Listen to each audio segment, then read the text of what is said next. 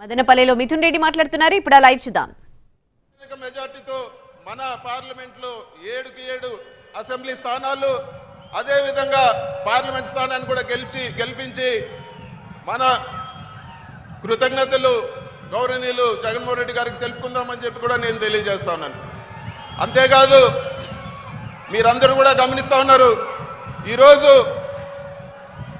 ఒక election notification వస్తానే చంద్రబాబు నిజస్వరూపం బయటపడింది.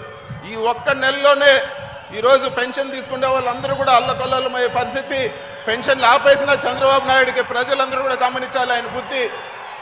అదేవిధంగా మిగతా కూడా ఈరోజు రాష్ట్రాన్ని విడగొట్టిన వ్యక్తి కిరణ్ కుమార్ రెడ్డి 3 రోజుల ముందు సూట్ కేసు తీసుకొని వచ్చాడు. రాష్ట్రాన్ని ఏ విధంగా విడగొట్టి మోసం చేశాడో 10 సంవత్సరాలుగా ఎక్కడ కూడా ఒకరికి సాయం చేసిన పాపాన్ని కూడా పోలేదు. కరోనా సమయంలో కూడా మనమందరూ కూడా కాపాడింది మన జగనన్నే.